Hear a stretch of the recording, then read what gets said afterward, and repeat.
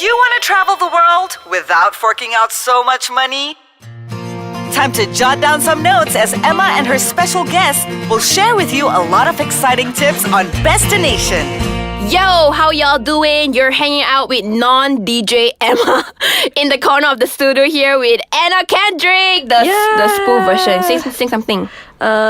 I'm feeling 22. Okay, that's not Anna Kendrick's song. So welcome back to Bestination. Those of you who waited for a week for this week's exciting episode, good job. We are going more into detail about how you can travel even though you're not rich by working where?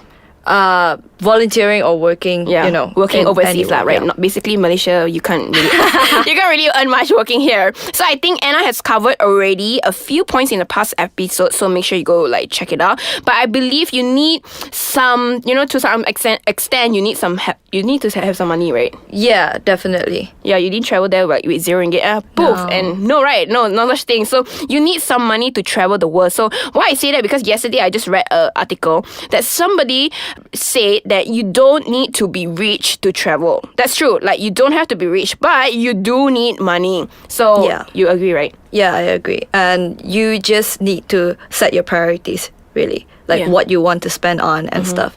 So what was your priority? budget? My priority? Basically, to see more things. I don't know. See the culture there, right? Yeah, basically, yeah. A lot of people travel for food and they travel for and depends on priorities and what you really want. That's good, yeah. I mean, the flight tickets are not gonna be cheap, right? Yeah, I always research a lot. That's research. Good. That's tip number 1 for Anna. Yeah, research. I check every day if the prices drop or something, and if the price drop, I just buy it. So what is your rule of price drop? How do you see whether it's it's very uncertain. It could be high the next day. Yeah, it could be. And I always set a limit, a limit where I will be willing to pay for it. So if it goes above, then that I won't buy it. And if it goes lower, of course, just snatch it. Oh, okay. I mean, basically, you need to pay for the services. All those people, they deserve it. You can't deserve that payment. It's not going to be free. So this author wrote that he made traveling a priority, like what Anna said. So which made him save a lot of money. He keeps saving every time when he's working. So the idea here is, if traveling is important to you, then save the money for travel, Anna's doing or other people are doing. So you can't just you can don't spend anything, or you spend less on other activities that give you temporary happiness and pleasure and leisure. So honestly, 30% of my salary is sushi, movies, and nice dinner. Okay, because I want to spend time with my family and my friends. And food does unite people, right? Would you agree? Yeah, like I said, priorities. Yeah, priorities. To me, I like saving more. Saving for travel. I don't spend so much, and even if I spend time with friends, I don't necessarily need to spend so much money than I expected. True. So, traveling can be sort of selfish, right? And then because you're spending all that money on yourself, but some people say no, it's all about me. Investing in yourself. Basically investing. Yeah, investing on your experience, so you can tell that to your grandchildren. I met your papa in Japan, Kyoto, when he was looking at the cherry bomb. Yeah, stuff like that. So, Anna here has worked overseas. Okay, one in Vietnam as a teacher and another one in Japan, right? I'm not really sure. Yeah. Okay, I'm not very sure, but we're gonna go for a quick break first. I wish I can work overseas, but I'm in the studio right now. If you want to sponsor me, to travel, I will do it. Okay, seriously. So stay tuned. Anna Kendrick will be back with Emma. So stay tuned. Hey, if you're a mother and want to understand your child better, you should probably join the conversation between Maria Elena and Sue Anna Joe on United Moms Club. Sup, Bestination listeners, we're back with some tips on how to travel when you're broke as a fish. So Anna went, before the break, we were about to say where Anna was working. Okay, Anna, can share what do you do in Vietnam? In Vietnam, I was teaching English to some of the students, and I teach fitness as well. Basically, I was volunteering in exchange for accommodation and food. So basically, it's they're paying me, and if they pay me, I would spend my money on accommodation and food. So basically, it's that kind of exchange, you know. Wait, so they didn't give you like cash, like No, It's but already- in Japan, in Japan, we had an arrangement right there.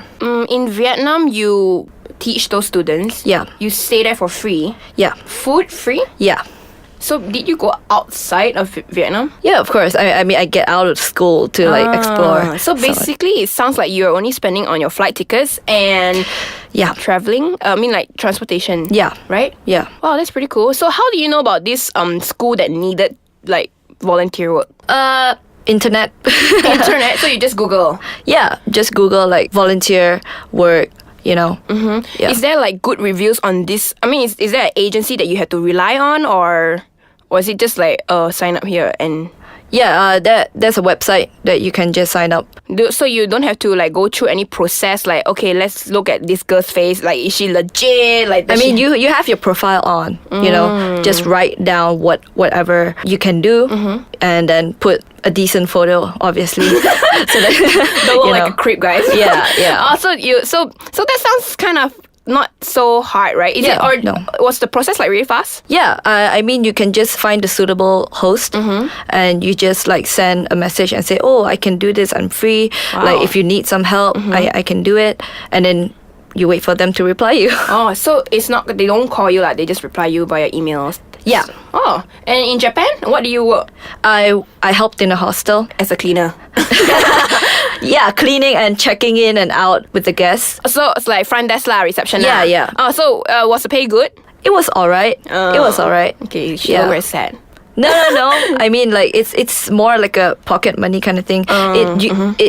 It was supposed to be a volunteer work, you know. But I don't want to brag, but like I did kind of like a better job than other people did. Yeah. And the boss was like, "Oh, here's some pocket money, like Oh, just so you know." nice. So do you still keep in touch with that boss? No. Okay. I should. Yeah, you should. So there are lots of programs who supports this kind of like cause. So just Google them and find the best review, because I think some people get conned by like going to reviews. Make sure you know like research.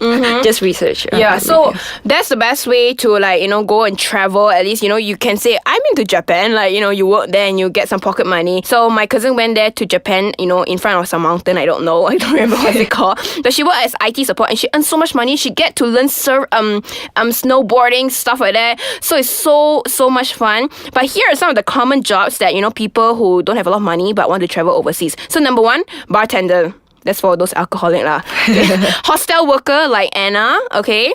So make sure you do a good job so people will tip you, right?